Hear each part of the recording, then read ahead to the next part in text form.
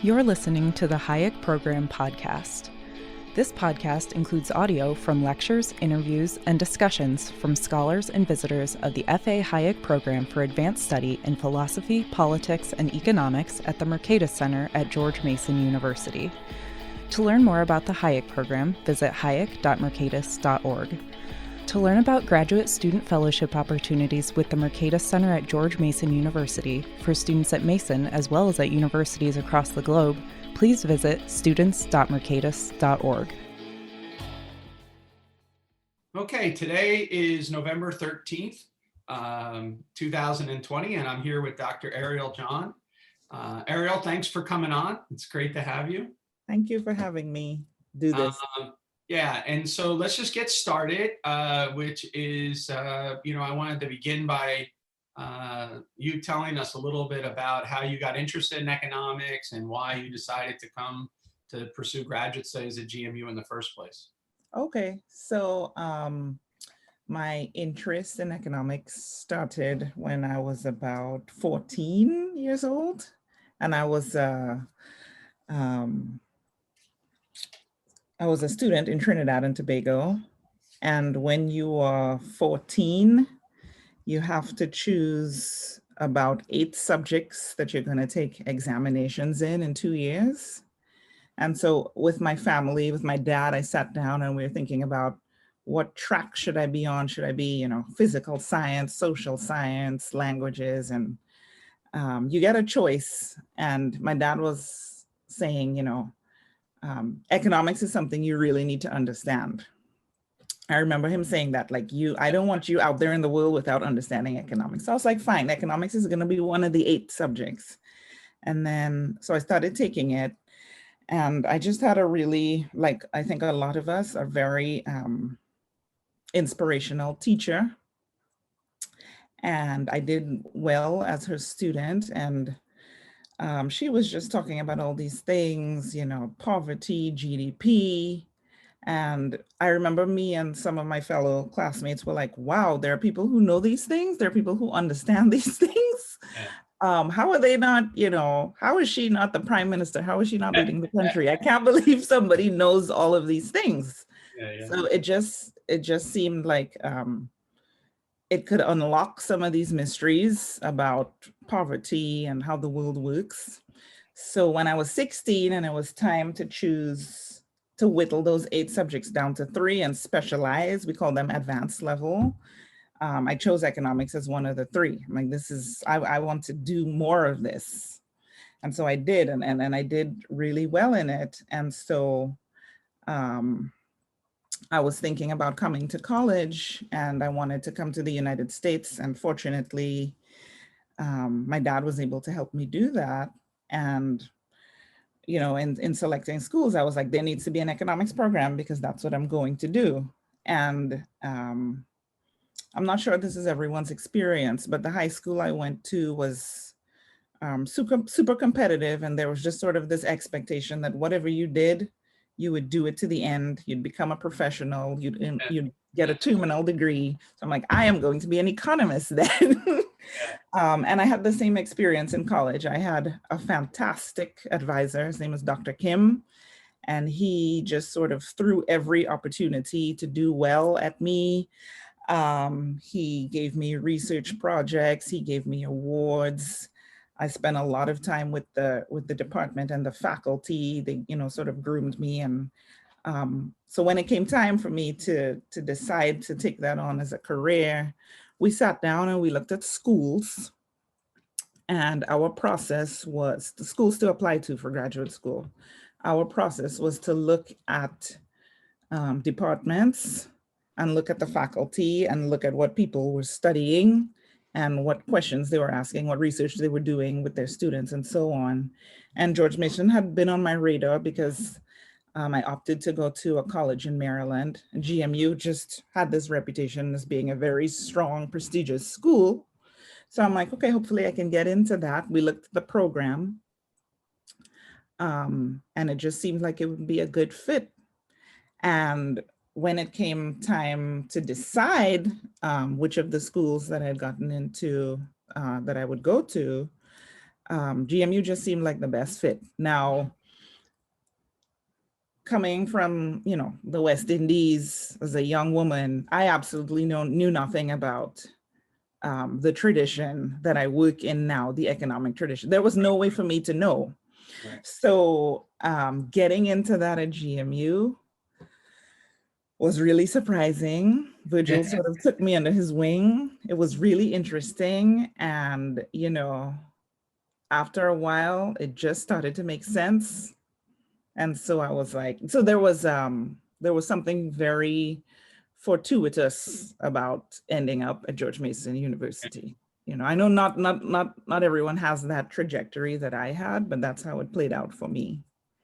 And one of the things I find fascinating actually is the story that you tell. Not every high school in America, in fact, that's a very unusual experience to have that kind of seriousness of purpose at that young age. But I do think that people that end up by becoming professors tend to be aware of things at a certain age, and Right. I think it's fascinating that what captured your imagination was puzzles of poverty, and then trying to think about that. If you would have been born 10 years later, let's say, it might have been like the students we teach now, the puzzle for them might be the global financial crisis and growing income inequality. Right. And that gives you a whole different That idea is than so trying true. to solve the problem of poverty. Mhm. My own case, became aware of things having to do with stagflation, high unemployment, high inflation, issues having to do with a general sense of malaise in the country, at the time. We had seemed to, just on the heels after Vietnam and everything else, we felt like the military might was just a charade, and it's falling apart, and there was over administration of life, and so Okay. that made sense that you would study economics from that kind of bottom up point of view rather than the other. So anyway, I think that's kind of fascinating to think about that story. Early on in your education, you started working on a project, though, having to do with back at your in Trinidad, Yeah. which is on ethnicity and self-employment. Yeah. And you had very surprising observations and results. And maybe you could discuss that paper, the biggest surprise you discovered in it, and the biggest challenges you had in sort of pursuing that general line of inquiry, because early on it starts to show this thread in your work about the influence of cultural influences on entrepreneurship. So Yeah, so that dissertation project, it definitely evolved. At the beginning, I wasn't quite sure where it was going to go. And now, Virgil and I have published all 3 chapters. So yeah, it definitely evolved. But just like you said, the environment you're in influences what kind of, what you see when you look out the window and what questions that you ask. And, in Trinidad, you have different ethnic groups. You have Trinidadians who are Black, you have Trinidadians who are Indian, Trinidadians who are white with Middle Eastern heritage, and so on. And you kind of, that they sort of live life kind of the same, kind of a little differently. And you definitely know from, a very young age that their economic performance seems to be very different. But nobody talks about that. That's not in the high school curriculum. Like, it's just sort of in the background given. And issues of ethnicity and race come up in your interactions, personal interactions, and all the time. So it weighs on people's minds, but there isn't like a discussion about it. And so I guess it just, okay, so I'm going to be able to write a dissertation. I have that privilege to do that. I can do whatever I want. I'm free to like ask, these questions and go look for answers. And so I'm like, it's going to be about that. It's going to be about Trinidad and Tobago that I care a lot about. It's going to be about ethnicity, which seems to be like this burning question in the background. And it's going to be about entrepreneurship because, I came to understand the significance and the relationship between entrepreneurial opportunities and economic performance, which is what we care about. And also, it's kind of what my dad did. My dad is a businessman, and it was always interesting to see his relationships and dealings.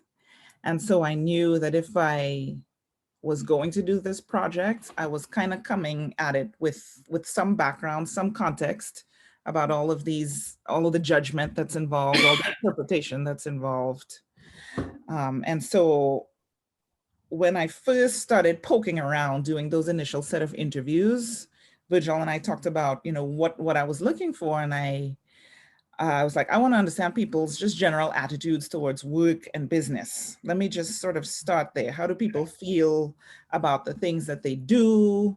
Why do they choose, the different jobs that they choose? Let's just sort of start there.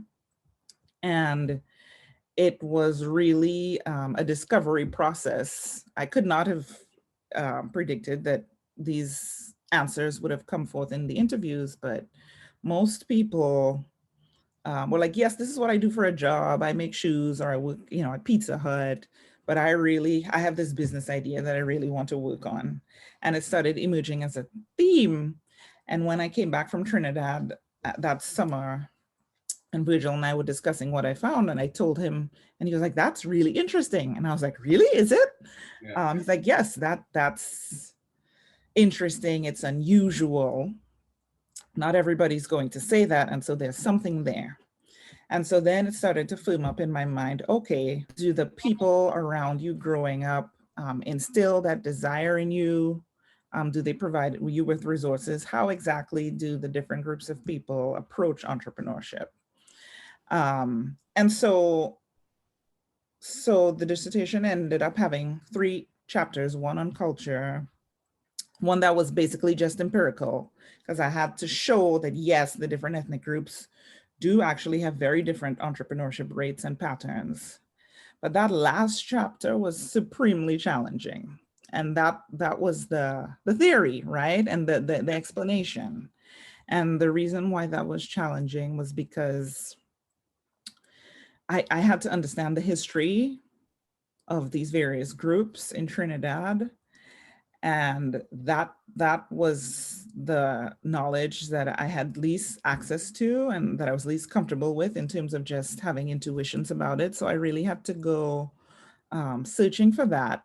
I ended up using quite a bit of secondary sources and trying to fit that to theories of entrepreneurship and culture that I had developed earlier in that theoretical chapter. And so that's what I did.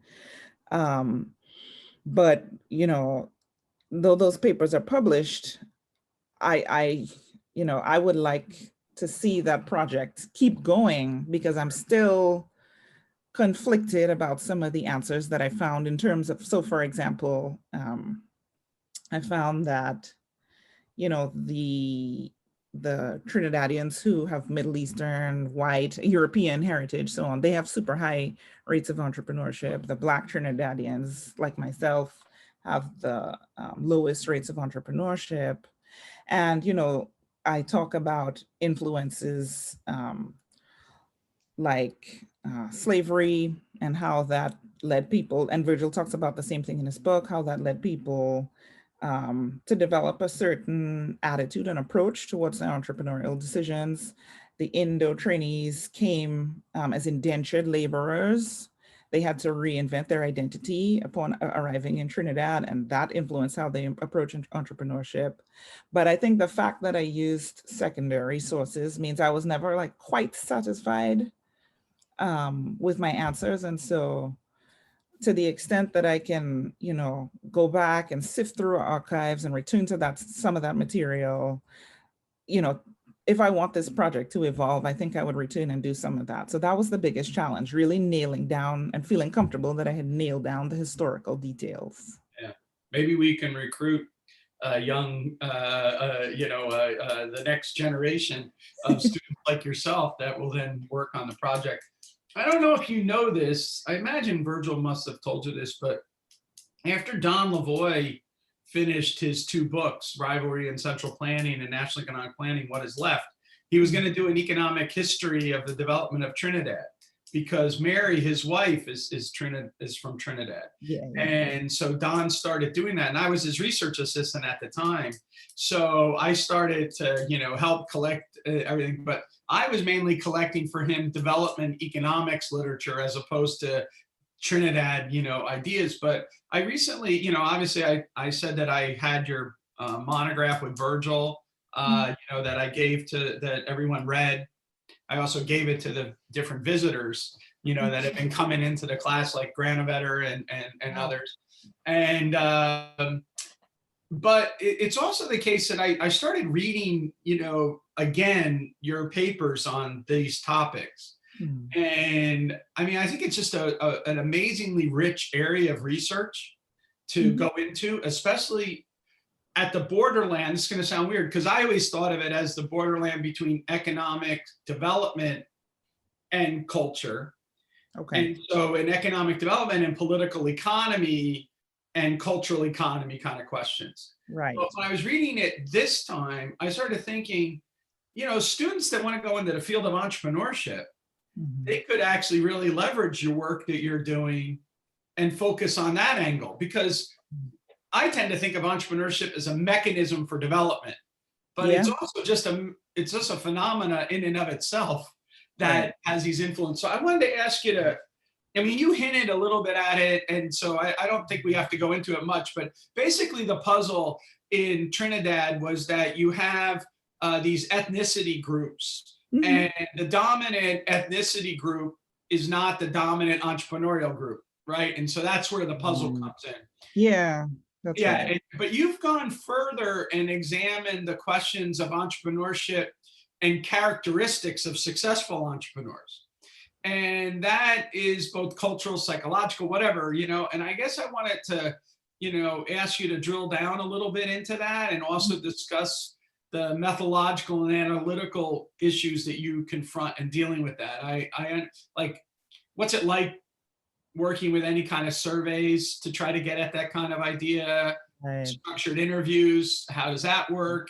How do you process that kind of stuff? Because maybe segment of the students in this economic sociology field are going to want to do that kind of field work. And so how do you help them along in that way? Oh, that's a tricky and tough question. First, I want to mention that Virgil's book, Enterprising Slaves and Master Pirates, really deeply influenced how I understood entrepreneurship. Because you mentioned, the different ethnic groups in Trinidad have disparate entrepreneurship performance. But that's not the same as saying some groups are entrepreneurial and some are not. And Virgil's book, different ways. Virgil's book really helps me understand that, because, if you look at the Bahamas and you compare it to the rest of the world, you might say, okay, well, they're not very entrepreneurial. But he says, no, in this expansive and deep notion of entrepreneurship that I hold, I sort of know where to look for entrepreneurial behavior now, and it's in the little things, right? It's in trying to braid hair on the beach or trying to sell, your wares and bringing things to market. And lots of different people are doing that, and they're doing it in different ways, and for a whole variety of reasons. As you said, political, so on. They're going to have and in their interactions with each other, they're going to have different performance. But his book really helped me understand entrepreneurial behavior is happening. You just have to get down there and look for it, because the high level statistics don't tell the whole story. And so it's in the getting down to it and looking for it that I think comes out this idea of, so what makes a successful entrepreneur? What's the characteristic of entrepreneur? And Virgil and I have published on this. And it starts with that notion, and this is what helps you understand it's happening all the time, even among groups that you would think it's not happening. It starts with this notion of aloofness, which we all know about, right?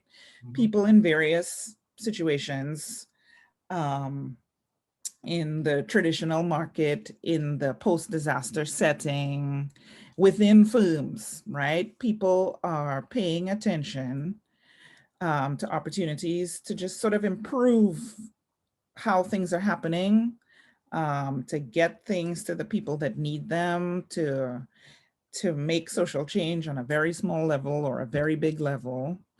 And so this concept of aloofness is at the forefront of the entrepreneurial mind, right?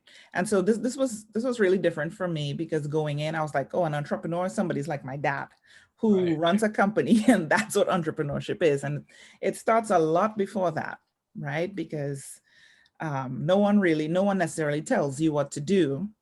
Right. So the entrepreneur now has to use their judgment and their interpretation of the environment. And so that's why I think entrepreneurship and markets look very different from group to group and society to society, because what people are going to notice is sort of just going to depend on what they're primed to notice, what they really value. And so to understand the entrepreneurial decisions people make, you kind of have to get into their heads, try to see through their eyes, and look at, okay, what might this person think of as a proper opportunity to earn profits? What are opportunities they might never think to look at, because nowhere in their history or their culture has that lens been turned on to look at that certain thing. So I think we generally understand how culture influences people's entrepreneurial lens and what opportunities they see and they don't see. But now, as you said, the problem is, how do you study this in a way that, satisfies your curiosity, satisfies the discipline? And to me, there's really no way, but as I said, to get down there and to talk to the people that not only have attempted it or have successful entrepreneurial ventures going, but people who are just thinking about it, which is what I covered in my paper. They're all over the place. You have people identifying opportunities. You have aloofness everywhere. Have they taken that step yet and become that Schumpeterian entrepreneur and actually brought it to market? Not necessarily. So, it's challenging, obviously, to do that type of field work, because, and I remember when I was discussing my dissertation in our graduate student paper workshop back then, one piece of pushback I got was, but people can say anything, right? People are just telling you, when you go interview people, they can say whatever they want. They haven't come up against those incentives that really determine their behavior. Their product hasn't been tested. People can talk about being anything. That doesn't mean that's what they're going to do. But I think, from what I understand about culture, is no, people won't just say anything. There are specific scripts that sort of people have ingrained with them. And as I said, that lens is turned on or off to different things. And so it is interesting, it is unique, and it is important what people are saying, because they could have said something else. Yeah. No, sorry? No, go ahead. Finish. Yeah. In terms of now going down, getting on the ground and talking to people, I think, so it wasn't that challenging for me to approach my subjects, because, we share history, we share language, and so on. And I actually started within my dad's business network and like expanded from there. So when you have like a point of entry into the subject pool that you want to talk to, I think that really helps. And then from there, you just sort of ask, well, who else is available? Who else can I get in contact with? So I think that networking issue of trying to figure out who your subjects are will be important.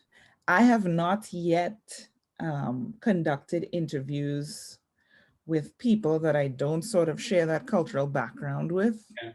But I imagine for any of our fellow students who are interested in doing research completely out of their comfort zone, they're going to come up against that challenge. How does the conversation evolve naturally and spontaneously when you don't necessarily have a fully shared context, is I think a question that people are going to grapple with. But Emily Chamley Wright does write about this and talk about how it can actually be, a benefit that you are coming at a question or coming at these interviews with this outsider perspective and with this quote unquote objectivity. But I think in so much as our students are interested in studying the other, they're going to have to think about questions of approaching people very different from them and how to elicit really deep, true responses from their interview subjects. I think this is a really fascinating subject, actually, from a methodological point of view. Okay. And my next question is actually going to relate to this, but let me just elaborate a little bit here. Is that one of the things that always struck me with Doug North is that after Doug North won the Nobel Prize, of course, he was invited to go everywhere in the world and comment. He also is a historian who cares about institutions. Right. And so he's both cares about history, cares about institutions. But I've heard him on more than one occasion say the following thing: I will not give advice to a country unless I spend 6 months reading about its history and its language. And I remember thinking that an anthropologist or a historian that would hear that would be, what arrogance do economists have that they could master everything about a culture and a history in 6 months, on the side. Right. On the other hand, Dan Rose, in a book called Living the Radical Ethnographic Life, he tells us that the typical student in anthropology that wants to go study, let's say, the Polynesian, like life or whatever, or Trinidad life or whatever, unless they're you, meaning a native born person, right? Their language capabilities are the functional equivalent of a 12-year-old, even if they spent all of their time and effort in learning a language, if it's truly the other.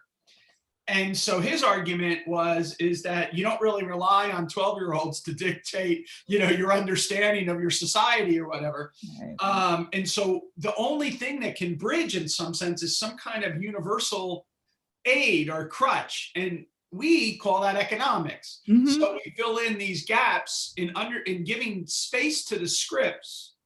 We make the script become a coherent narrative because we sift it through economics. Yes. And so this is one of the questions that I wanted to ask you about, because to me, there's been different times during our relationship where we've talked about things where you are very hard-nosed economists at times. Like, for example, when you were teaching at Beloit, I can remember talking to you about intermediate microeconomics, basically like demand curve slope downward. We live in a world of scarcity. Like, we have to have this argument.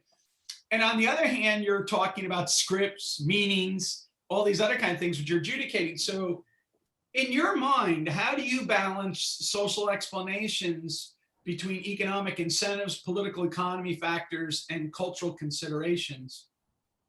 And do you shift the balance depending on the question that you're asking? Or do you have a way that you think yourself about how you negotiate those balances? Pete, wow. Okay, you ask very difficult questions. And the truth is, it's a tricky thing to do. And I don't think any of us who work in this cultural tradition have fully mastered it. But in terms of, balancing the pure logic of choice against these, cultural factors that influence choice, Um, One thing that I try to keep in the back of my mind is a part of Virgil's book, Enterprising Slave and Master Pirates, where he says, and I think this is true, and you can tell me if you agree. He says that when we are telling these, purely incentive stories, so for example, um, the ethnic group X can perform better at entrepreneurship because they have more resources, right? Or the politicians voted in favor of policy Y because they received money from a lobby, right? And so, just kind of purely incentive-based stories. What Virgil has to say about that is, even when we're telling those kinds of stories, we have pre-assumed to know what people value and what people care about. We haven't done any of the work proving and establishing that they do value that and why we just sort of pre-assume it. And a lot of times it's completely safe to do that because we share a cultural context with the people we're writing about. So we might do exactly what they did. And then the person reading our work also might see, oh yeah, I can see that. If I were in that situation, I would have taken that money, or I would have used my resources to become an entrepreneur. But so what Virgil is saying is that the cultural story is implicit in a lot of, these straight economic or political stories. But we need to make them explicit, I think, for at least two reasons. Because one, we could be wrong, right? We could be wrong about what's really motivating those people to act and what they've actually done. And two, because I think we want to tell, as social scientists, we want to tell the richest story about a social process that we possibly can. So can we say, I know in economics, we want to be very neat and very brief, but there is value in bringing richer understanding to a process. And so to the extent we can say, well, this group used those resources in this way because of all these historical, sociological, cultural factors, I think we benefit more from just assuming we know why they used the resources in that way or why they responded to the incentive that they did. Yeah. So that's always in the back of my mind. We're on the surface, we're telling a simplistic story about incentives, but we can't presume that everybody would have reacted that way to the incentive. And so why did this group respond that way to the incentive? Well, now we have some real work to do instead of making that assumption. And so doing that work, I think, is very difficult, and it requires understanding quite a lot about the groups that we're talking about, whether it's, DC politicians or potential entrepreneurs in Trinidad and Tobago. Yeah, no, that's a great answer, by the way, Arielle. I think that your challenge to those of us who want to understand the other is crucial to that. Before North made the comment about the 6 months or after the 6 months, he also used to say, don't tell me that people respond rationally to incentives unless you tell me how what those incentives or signals mean to them. Right. Like, how do they interpret the meaning of the signals? Because then that will be the appropriate. And I think that's what you're getting at. That's what I'm trying. I also was thinking when you were just talking about how this underlying cultural considerations that we treat as given too often is similar kind of line of argument that McCloskey gives about the way we economists argue in general. So the problem is we think that we argue just based on pure science, but what we do is we use all kinds of rhetorical tricks that we treat in the background of the way that we tell the story that we tell, so that it's persuasive to other people. And what McCloskey was trying to get us to do was bring that rhetoric explicitly up front so we can understand the difference between helpful rhetoric, let's say, and sneaky rhetoric or whatever. And I think a similar kind of thing is what you and Virgil are trying to do, is get us to think about these cultural ideas and scripts that people have and how they impact their imagination. And because that impacts their imagination, that's going to affect their means end structure and all of these other kinds of things, which, then gets played out in the logic of choice and the situational logic of interaction. But, there's something bigger there that you're getting at. Yeah. When I was just reading this morning a paper on rugged individualism, and it's in the deep roots literature in economic development. So it's basically going to admit like a cultural kind of idea, have a deep root, and then try to make an argument for path dependency and the persistence of the deep root, and then have that explain like different variation and different outcomes. And it's very standard neoclassical way in which they try to go about trying to incorporate culture. Okay. Which is different from the way that you guys do it. But there is a kind of an intellectual horse race going on. And this is one of the reasons why I was thinking about the issue, not only in development economics, but also in entrepreneurship studies, that, the kind of work that you did can serve as a catalyst for people in all these areas to sort of jump into a conversation that is going on, but offer an alternative by giving priority to the factor that doesn't get talked enough about, right? It's the thing that is assumed to either be there but is not analyzed in some sense. Yeah, Pete, you make a really great point about the language that we use. And, we obviously think we're being crystal clear and that we've completely captured a phenomenon in using words like, like alert and entrepreneurship. But when we on ASP interact with the fellows from other schools, so like the Lavoie fellows, the Bastiat and Smith fellows, then we get really challenged, right? And it happened very recently when we were discussing community revival in the wake of disaster, Stephanie Lauren Virgil's book. They were like, what, why are you calling this entrepreneurship? What do you mean this kind of behavior is entrepreneurship? I never saw entrepreneurship as that way. And I remember a student asking, how did she put it? What's the payoff that you're getting from characterizing this as entrepreneurship? So, they are obviously, some of them are not econ students. And so they have this sort of objectivity now, and they question just our basic and fundamental terms. And it's a reminder that, yes, there is some stuff built into the jargon and the terminology that we have sort of boxed ourselves into. And we have to make the case to these students why we think these frameworks illuminate more than they, obscure. We have to make that case.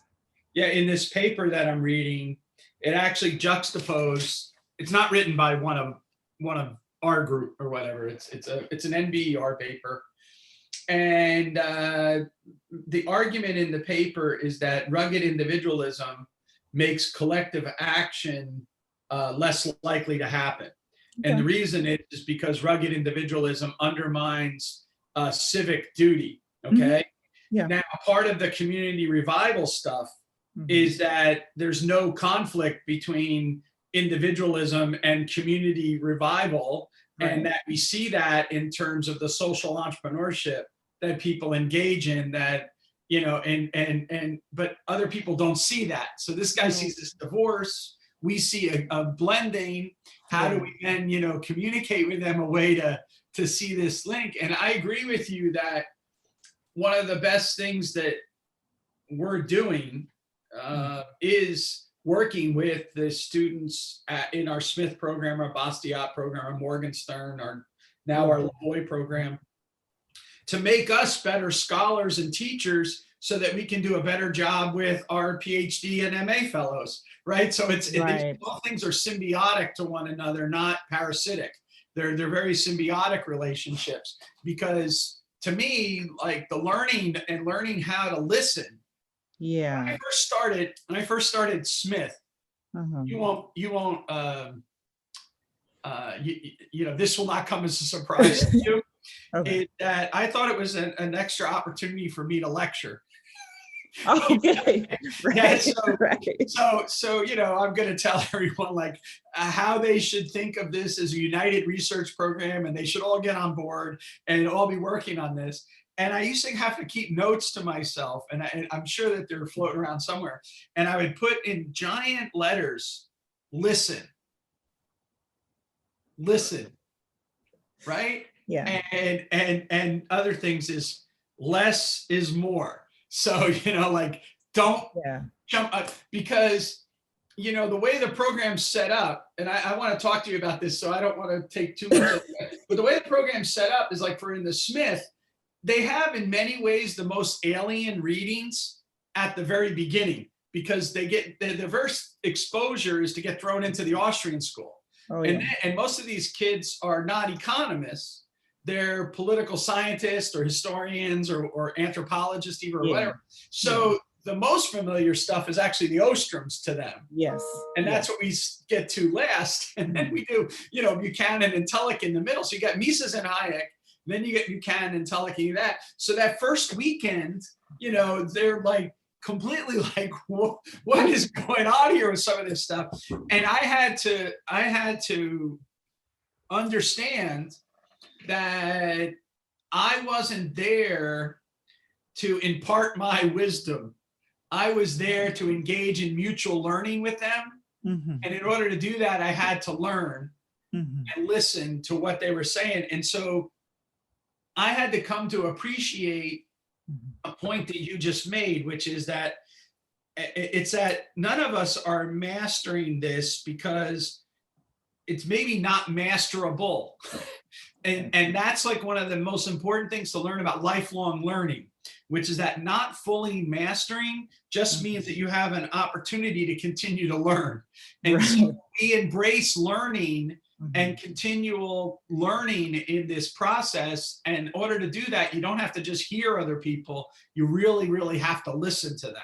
Yes. And if I'm trying to talk about development economics, Yeah. I have to listen to what people that are engaged in development economic studies are saying, what they think are the problems, what scripts are they listening to, and what narrative arc. And so I'm now all of a sudden I'm like, okay. And this of course becomes very complicated issue when we get to the summer program and we're reading Mill and these different people on race, gender, income inequality and stuff.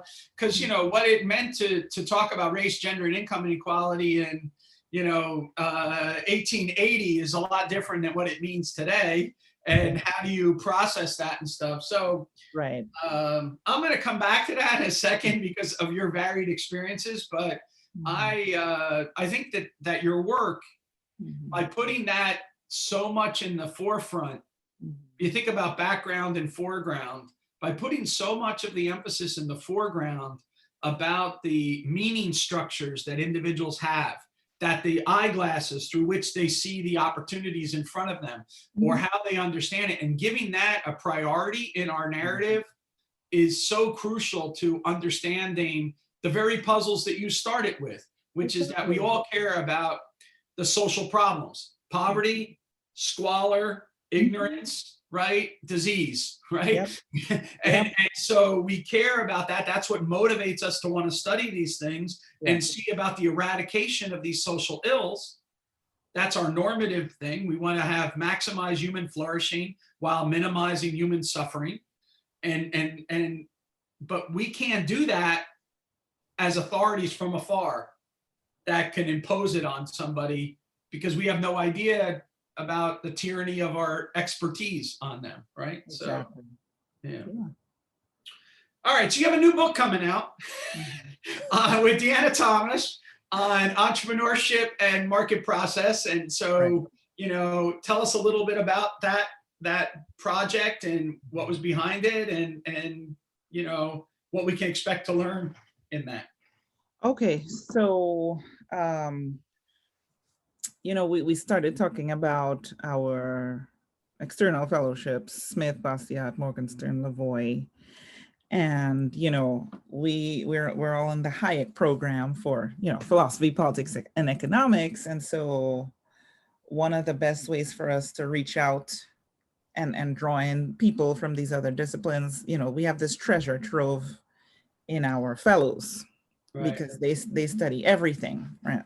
And so one of the great things about the alumni program is that it has this opportunity for us to pick a broad theme that we really care about, a broad research area, and say, okay, we have fellows from a variety of disciplines. How many of them are interested in these themes, and would they be interested in, you know, thinking through their questions and publishing through this alumni program? And so Virgil and I gave space in that program to commission an edited volume on entrepreneurship and the market process. And we reached out very broadly, and we got students from, Deanna and I got students from a variety of disciplines to write about entrepreneurship. And so we have some of our PhD alumni, some of our Smith alumni in that volume.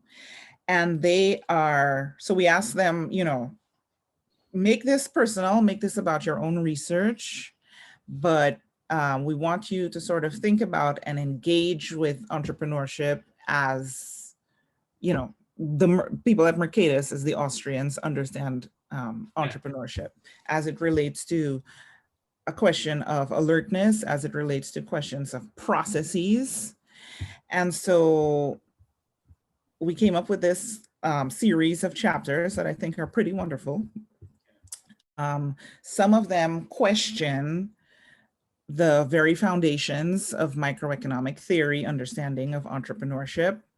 The first chapter, for example, you know, we talk about marginal revenue and marginal cost and, you know, that profit point. And in that chapter, the alumni, they discuss that, how do I put it? That decisions aren't necessarily made at that pinpoint. And that entrepreneurs are dealing more with holes with a W than they are with marginals. And in another paper, the concept of the ethnic entrepreneur is taken to its fullest potential. And that's by Stefan Kouassi. He basically took Virgil's work on the Bahamas and my work on Trinidad, and he decided, okay, if we had to make a model of what this Kersnerian ethnic entrepreneur is, because we want to take it and we want to apply it to various scenarios and communities and cultures, what are the important aspects that lend itself to a model of this Kersnerian ethnic entrepreneur, so that now people reading this chapter who are interested in this interaction between ethnicity and entrepreneurship can take that model and apply it to various environments where ethnicity seems to be important. And I thought that was a really cool application because Virgil and I delved deep into entrepreneurship in our communities, but there was definitely scope to talk about, to bring out like a model for which people could take now and apply to different situations. And there's work in there on regulation, and there are chapters on, let me see, looking at more non-market arenas for entrepreneurship. And this is one of the things I think we do really well in. And I think that really impresses our external fellows, that entrepreneurship is not just this feature that applies to traditional market scenarios, but it applies to those social scenarios and disaster scenarios. So really, the book brings in, it deals with standard microeconomic theory. It cuts against that. It brings in the sociological component, the non-market component, and also more traditional policy areas like regulation in Main Street versus Wall Street. So I think Deanna and I were able to edit a really good series of chapters. And I think that the book truly reflects the goals of the Hayek program and of the various fellowships in terms of using these concepts of entrepreneurship that we've developed and expanded on within our tradition, but seeing what these other voices from these other disciplines can do with it. And that's what I think was the basic goal of that project. Yeah. Yeah. No, I think that, well, I want to congratulate you on that. I think that's awesome. Thank you. And I do think that those programs, and also the fact that we developed a series which was called Tensions in these different thinkers, it goes back to your point about, you know, an entry point into lifelong learning, right? If there's not tensions, there's not anomalies, there's not things like that, you know, the world stops becoming interesting. And, you know, and so we as scholars, you know, Rosalino has a great paper on the origins of the term imperfect. And the term imperfect doesn't mean that it's lacking. It actually means it's becoming. So so you're always in a becoming state rather than a comparison state with an ideal versus a non-ideal. And that's actually the etymology of the term is imperfect. Right. I remember in economics, it's been translated into this like normative benchmark thing, right? We have a perfect competition, and then we get imperfect competition, and we have to do policy to make it be perfect competition, right? That's the goal. And he challenges that idea, and I think that we can apply that also to our own understanding of the evolution of ideas. Ideas are that we are drawing on in the past are not just trying to get faithful interpretations of the past. Weber, let's say. Why do we still read Weber's? Because Weber still speaks to us today. We can learn from him today. And as a result of that, we make him part of the extended conversation. When you make him part of the extended conversation, that means that there's errors and there can be revisions and there can be, we're not worried about having a faithful interpretation of Weber per se, but how we can use Weber's ideas to make sense of the world and keep going forward. So I think that you know, your work on that is, I hope that some of students, PhD students, either here now or in the future, get excited by this idea of trying to examine the characteristics of successful and unsuccessful entrepreneurship, whatever that means, to see the variety of ways in which entrepreneurial activity manifests itself in society and the role that cultural scripts play in all of that. I'm mindful of your time and other obligations, so I just want to ask you another question, which is a long question. So maybe we'll be here for a little longer, but it's really has to do with your work. You've had a variety of experiences for someone so young, actually, in your career, to be honest with you. I read a book when I was back in grad school. I'm going to get the title wrong, but it's by Mary Catherine Batson, and it's called Constructing a Life. And it's about how women have such varied experiences, and that makes them more interesting people than men, because men have a very myopic experience, you know? But let's forget the gender issue. Just talk about experiences. You've been a professor. You've been an advisor to government. You've been a program, you know, manager. You've been an academic entrepreneur. So designing, developing, managing, participating in various educational ventures. You know, if you were talking to a young or a newly minted, young aspiring graduate student or a newly minted PhD, you know, what would you tell them about all these different experiences that you've done in the 10 years, you know, since your glory days at Hood College? You know, it's an amazing thing, actually. I mean, and not only that, like, your advising the government wasn't like, you know, you're like a major player. It was I was really up there. It was weird. It was weird to be really up there in those boardrooms. It was really surreal. But thank you for describing it like that. You know, it can be my variety of experiences, my diversity of experiences can be viewed positively or negatively, and I think you see it positively, and I try to do the same.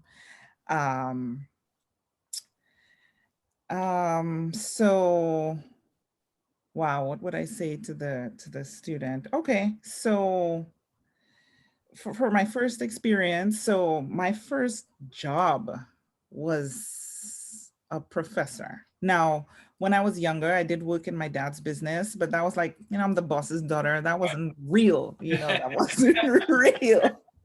So to have your first job be a professor was kind of challenging, because you have to learn about being a professional and all of these things that you might have learned in a different job before you became a professor. So to just be thrust into that was really surreal.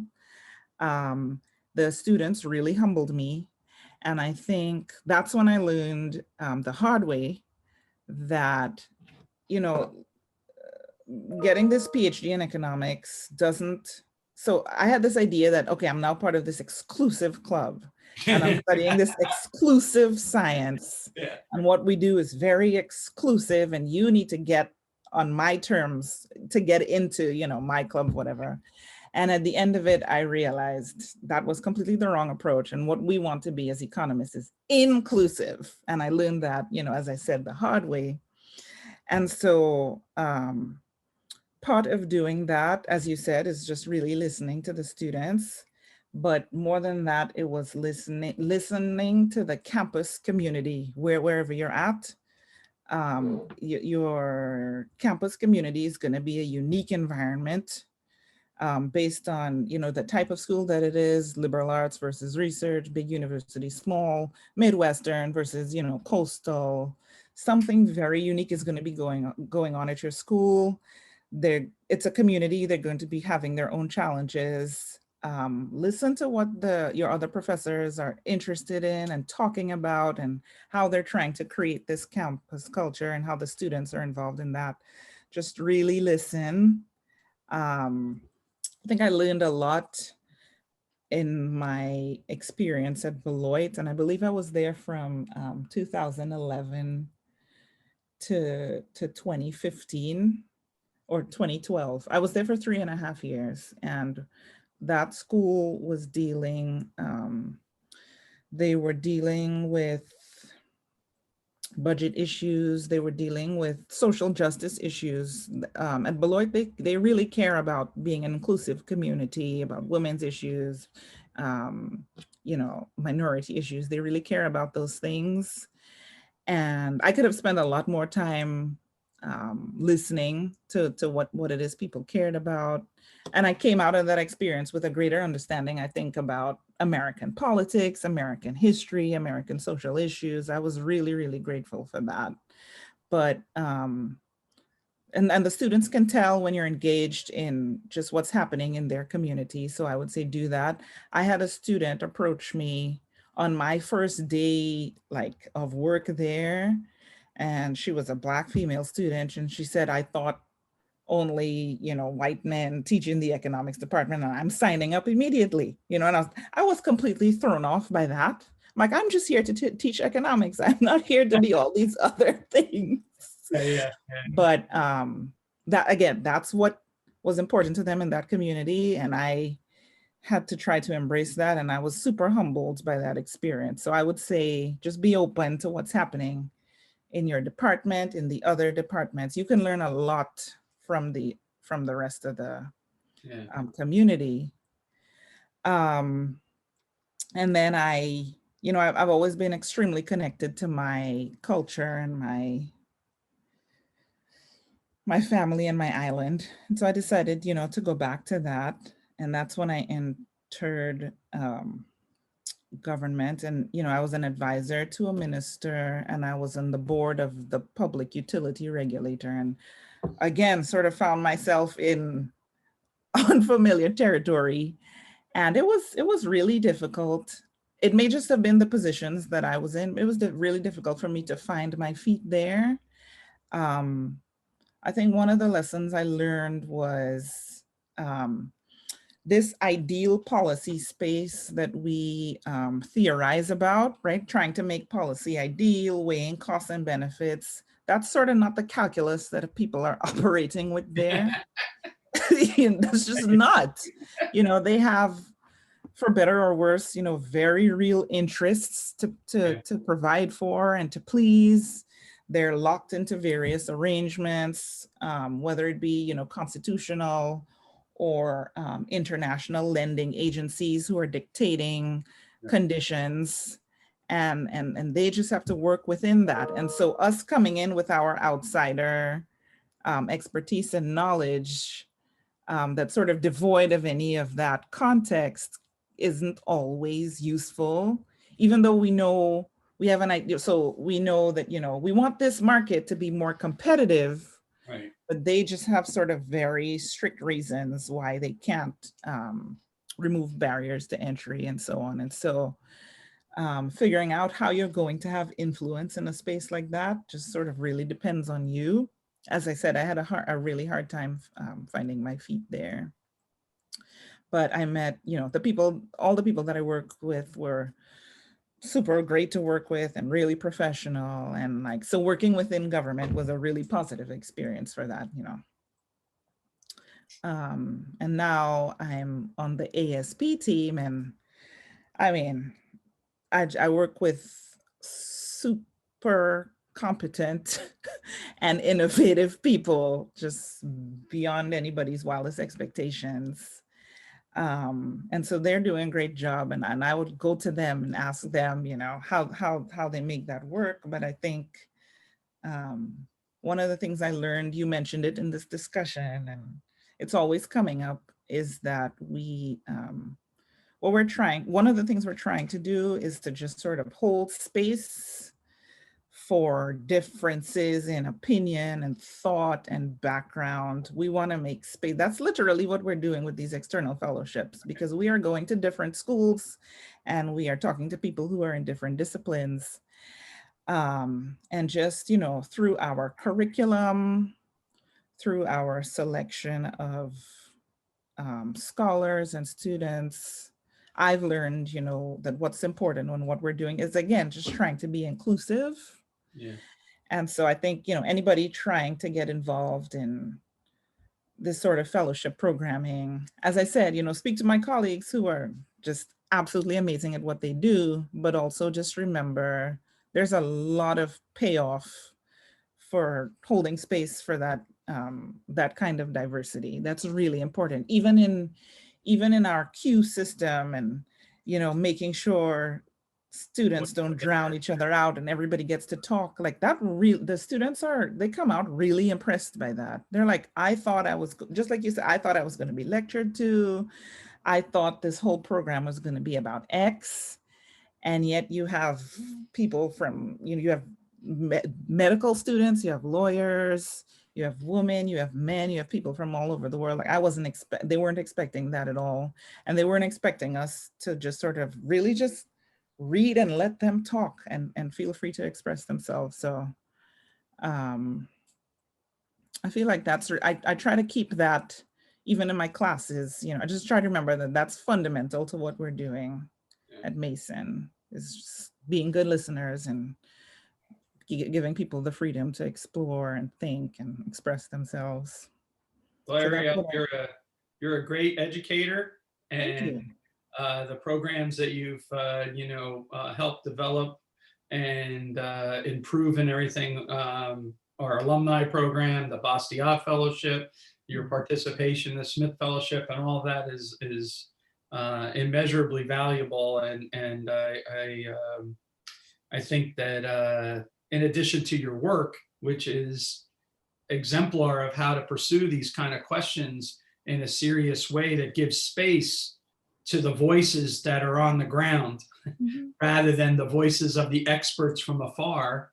Yeah. At the same time, you've been in a position where you were seeing it from the, so like we in my book with Dragos and Vlad, we make this distinction building on the Oshrams of seeing like a citizen versus seeing like a state. And when you're in that position of power, you're seeing like a state. Yeah. But yet at the same time, your other work privilege is seen like a citizen. Yeah. And this communication between these two is what makes you, I think, such a unique and talented educator. And we're so thrilled to be able to work with you. So speaking of, entrepreneurial opportunity, it is so ripe for that because I had to spend a lot of time, reading the work that existed, and there's just gaps all over the place. Right. Most things there haven't been, there's just low hanging fruit all over the place. It's all over the place. So yeah. Well, thank you very much. I greatly appreciate you taking the time. Thank you. Thank you so much for giving me this opportunity to talk.